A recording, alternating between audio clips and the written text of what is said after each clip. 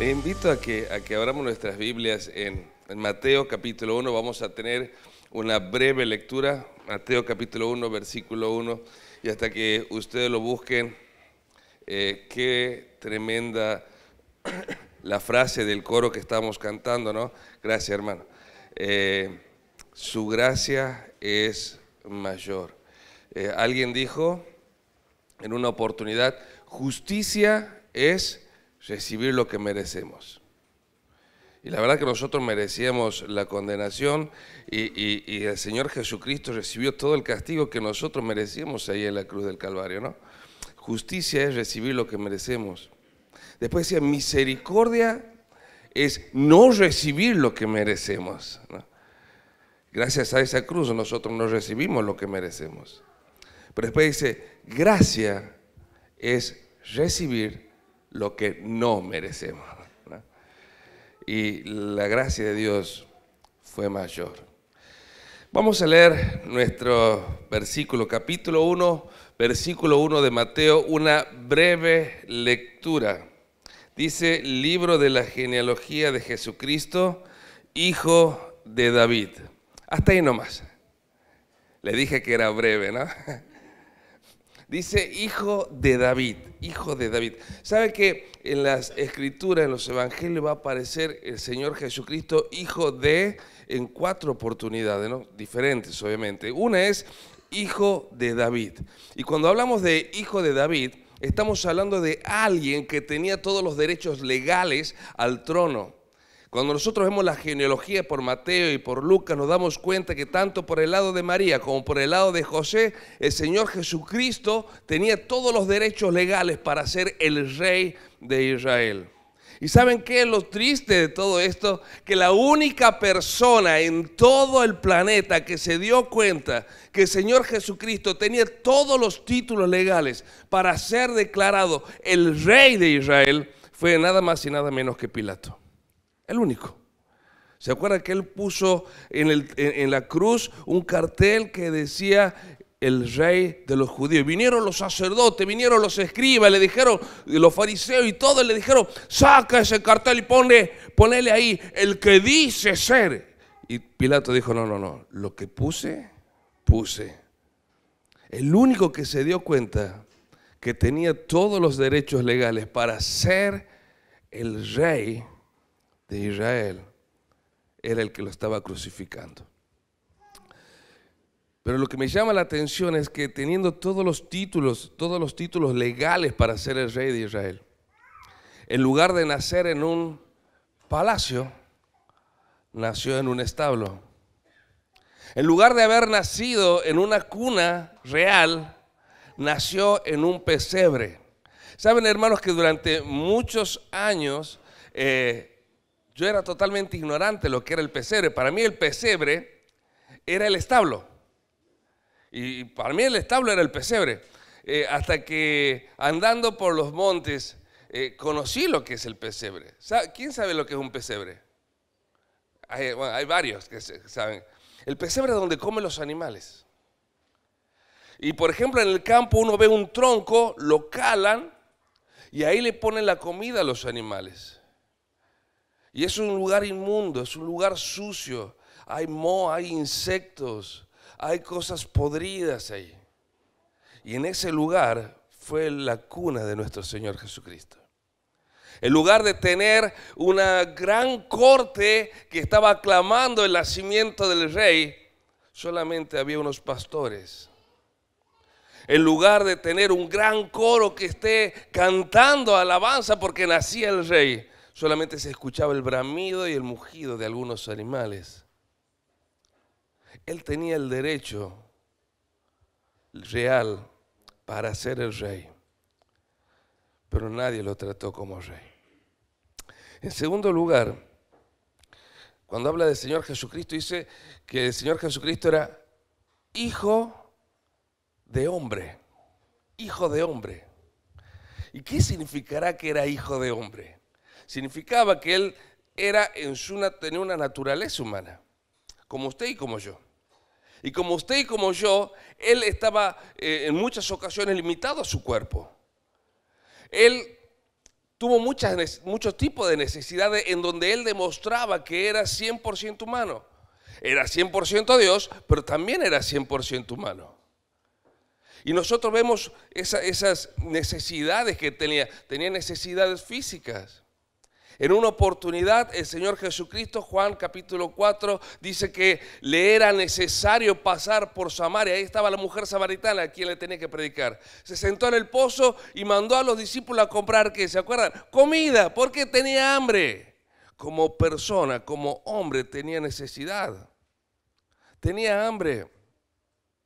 ¿Se acuerdan cuando el Señor Jesucristo estaba en la barca y dice que se desató una gran tormenta?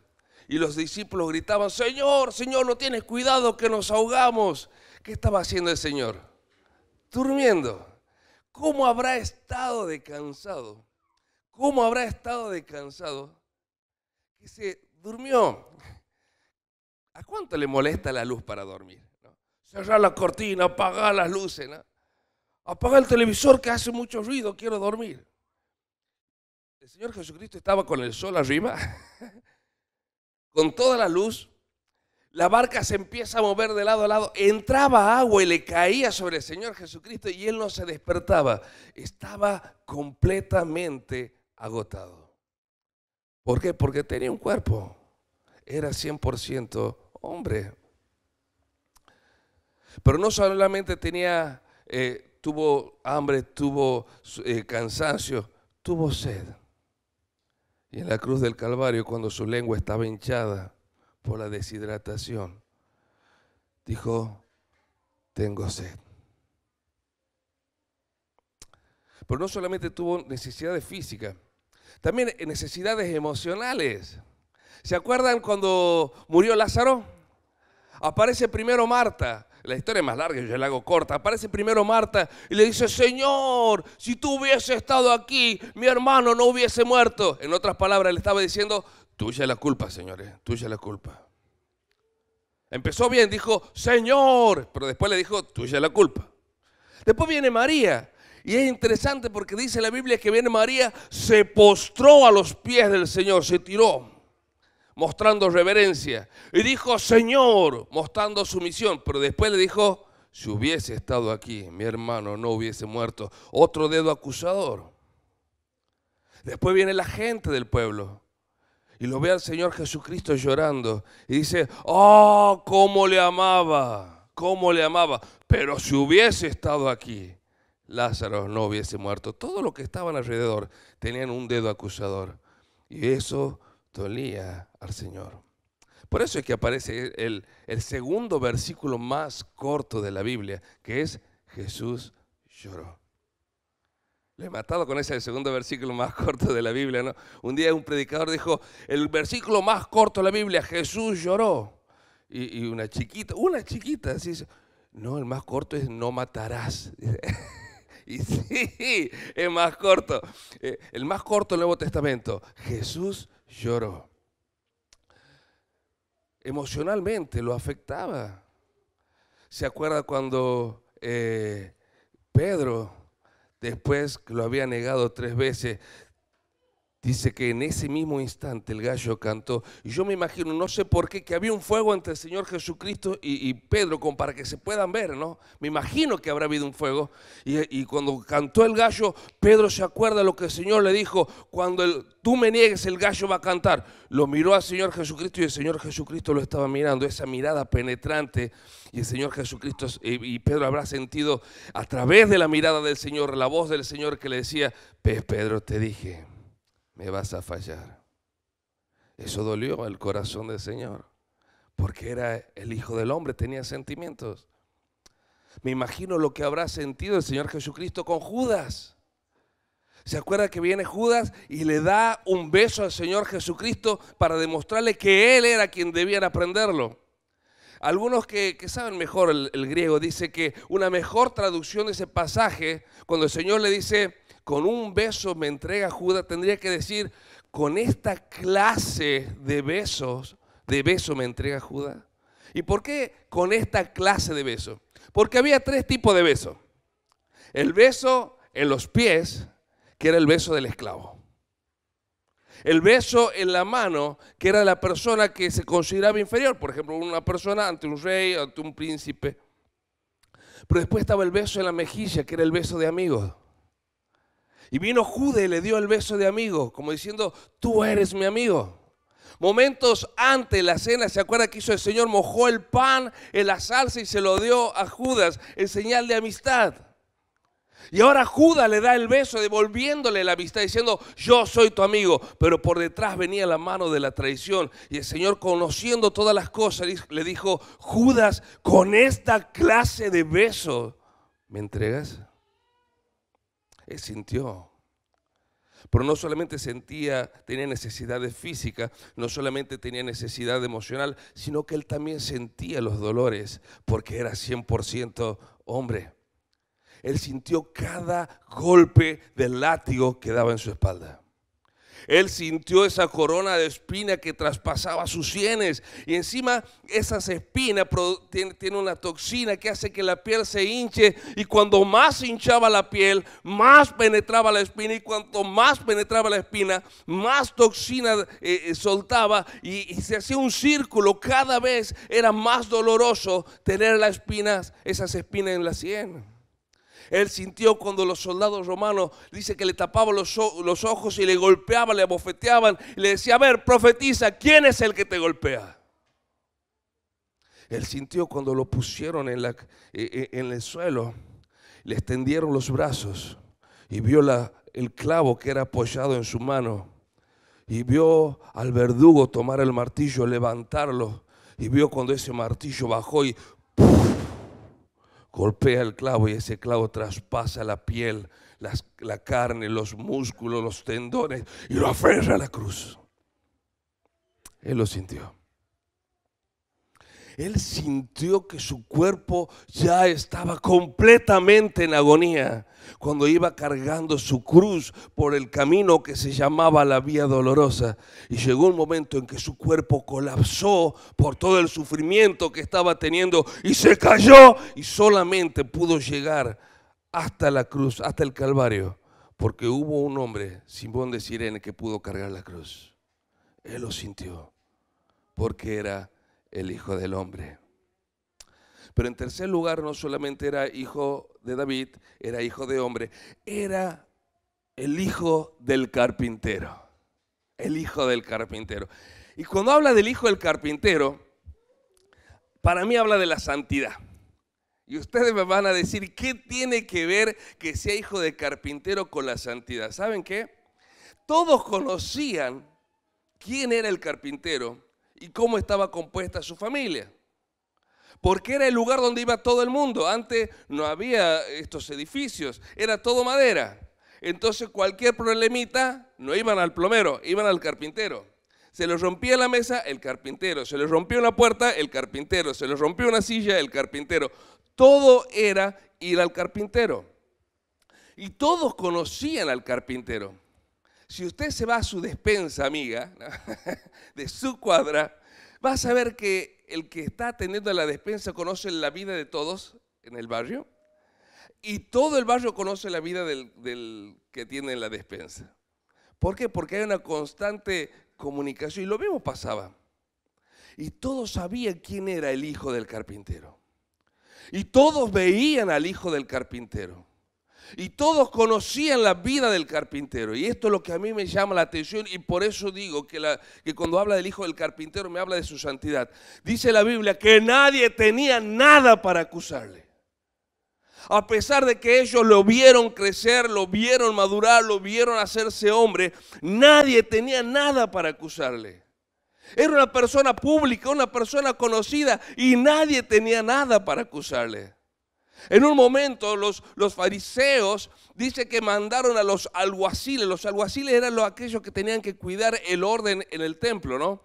Lo mandaron a los alguaciles que lo empiecen a seguir al Señor Jesucristo, para que vean algún pecado que comete, para que vea algún error en su doctrina. Y los alguaciles comenzaron a seguirle y escucharon cada palabra del Señor y vieron cada obrar del Señor y observaron cada milagro del Señor. Y volvieron a los fariseos. Y los fariseos estaban, a ver, díganos, ¿Qué pecado vieron en el Señor Jesús? Y los alguaciles le dijeron, ¿sabes qué? Nunca vimos hablar a hombre como él, porque todo lo que dice lo dice con autoridad. No vimos nada en él. Santo, santo. Los fariseos comenzaron a indagar aún más en su vida. Y en un día tuvieron una discusión los fariseos con el Señor Jesucristo. Y uno de los fariseos, tratando de encontrar un pecado, tuvo que recurrir a una historia muy vieja. Tuvo que recurrir a lo que supuestamente era un pecado de María. Y estos fariseos le dijeron al Señor, ¿tú nos vienes a hablar a nosotros? Nosotros no nacimos de fornicación. ¿Se acuerdan de ese pasaje? ¿Saben qué le estaba diciendo? Vos naciste de fornicación. Empezaron a indagar tratando de encontrar un pecado y se dieron cuenta que María, cuando concibió, no estaba casada. Y entonces se levantaron los dedos acusadores. Miren hasta dónde tuvieron que escarbar para tratar de encontrar un pecado en el Señor Jesucristo. Y no pudieron encontrarle ninguno. Por eso cuando hablamos del Hijo del Carpintero, estamos hablando de su santidad. Nadie pudo encontrarle absolutamente nada. En primer lugar, habíamos dicho hijo de David, los derechos legales a ser el rey. Hijo de hombre, tenía todos los sufrimientos, como lo sufres vos, como lo sufro yo, lo sufrió él. Dice la Biblia que tal sumo sacerdote nos convenía, que pasó todas las cosas igual que nosotros, pero sin pecado. En tercer lugar, el Hijo del Carpintero nos habla de su santidad. Pero por último, también aparece que el Señor Jesucristo era el Hijo de Dios. El Hijo de Dios. ¿Saben que dice en Hebreo que el Señor Jesucristo, capítulo 1, es la imagen misma de su sustancia? Es la misma sustancia de Dios. Si usted se hace hoy un análisis de ADN, va a salir que usted es 99.99% hijo de su padre, con un promedio de error, una posibilidad de error de un 0.01%. Si el Señor Jesucristo le hubiesen hecho un ADN, hubiese salido 100% Dios, posibilidad de error 0%. Él era Dios, dice la imagen misma de su sustancia. Él era el Hijo de Dios. Y el Señor Jesucristo no solamente era el Hijo de Dios, los demonios lo reconocían como el Hijo de Dios, ¿no? Los demonios, cuando lo veían al Señor Jesucristo, dice que empezaban a clamar y reconocían su deidad. El Señor Jesucristo fue reconocido en su deidad por su propio Padre. ¿Se acuerdan en el monte de la transfiguración? De repente aparece una gran luz que envuelve todo, lo envuelve todo. Aparece el Señor Jesucristo en plena gloria y con él Moisés y Elías. Y ahí aparece, perdón por la expresión, el jetón de Pedro, ¿no? Yo me identifico mucho con Pedro, porque yo soy también de hablar de más y por ahí uno mete la pata. Y viene Pedro y dice, Señor, es bueno que estemos aquí. Vamos a hacer 3 enramadas, 3 chocitas. Uno para vos, otro para Moisés y otro para Elías. Y aparece la voz de Dios. Y me encanta, ¿no? Porque dice que Pedro estaba hablando. Y cuando Pedro estaba hablando, dice, se escucha la voz de Dios que dice, este es mi Hijo amado. A él oíd. Le está diciendo, Pedro, cállate. Escuchalo a él. No te tienen que escuchar a vos. Ustedes tienen que escucharlo a él. Pero dice, él es mi Hijo amado, Dios. Y el Señor Jesucristo siempre trató a Dios como Padre, porque eran 100% Dios. Y en una oportunidad vinieron los discípulos y el Señor Jesucristo estaba allí y los discípulos por primera vez y única vez le va a pedir que le enseñe algo. ¿Se acuerdan que le pidieron que enseñen? Enséñanos a orar. Y el Señor Jesucristo le dijo, yo les voy a enseñar. Cuando ustedes oren, oren así. Padre nuestro. Es que él tenía una conexión con su Padre. Y siempre el Señor Jesucristo trató a Dios de Padre, porque Él tenía los genes de Dios. Él era la imagen misma de su sustancia. Él era Dios. Y siempre el Señor Jesucristo trató a Dios por Padre. Siempre, siempre, siempre el Señor Jesucristo trató a Dios por Padre. Siempre, siempre, menos una vez. En el momento más duro, en la cruz del Calvario, en el momento más terrible de sufrimiento, el Señor levanta los ojos al cielo y va a decir: Dios mío, Dios mío, ¿por qué me has desamparado? Por primera vez el Hijo no trató a Dios de Padre. Por primera vez en toda la eternidad, no fue Padre, fue Dios. ¿Por qué me has desamparado? No nos entra a nosotros en la cabeza lo que es la palabra eternidad. Y por primera vez en toda la eternidad cambió la relación del Padre y el Hijo. Dios mío, Dios mío, ¿por qué me has desamparado? Saben que yo no sé qué pasó a partir de ahí. Déjenme que les diga lo que yo creo. No tengo ningún argumento bíblico para decir esto pasó, pero déjenme que les diga lo que yo creo. Creo que ahí Dios habló con su Hijo en privado. Y ustedes me dirán, ¿y qué le dijo Dios en privado a su Hijo? Y creo que más o menos le dijo lo que Pablo va a escribir después en 2 Corintios capítulo 5, versículo 19. ¿Se acuerdan lo que dice Pablo? Pablo dice: Dios estaba en Cristo, reconciliando consigo al mundo. El Señor no estaba solo en la cruz. Dios estaba también allí. El Padre no se había ido. El Padre seguía allí. Y yo creo que en ese momento, cuando el Señor le dice: Dios mío, ¿por qué me has desamparado? Dios le dijo: no, hijo, yo estoy aquí. Estoy a tu lado. Cada látigo que golpeó tu espalda, yo lo sentí. Cuando te pusieron la corona, yo lo sentí. Cuando los clavos atravesaron tus manos, a mí me dolieron. Porque Dios estaba en Cristo, reconciliando consigo al mundo.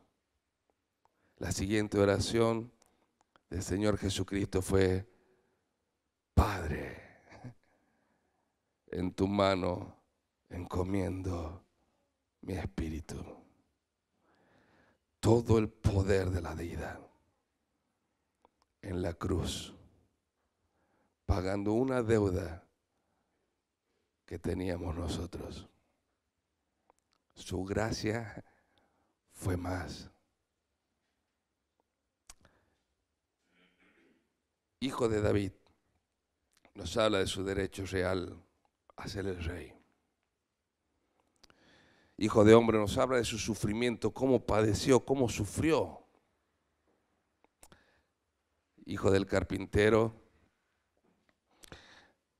nos habla de su santidad. Pero Hijo de Dios nos habla que toda la deidad, toda la eternidad de Dios estaba en la cruz, reconciliándonos con Él.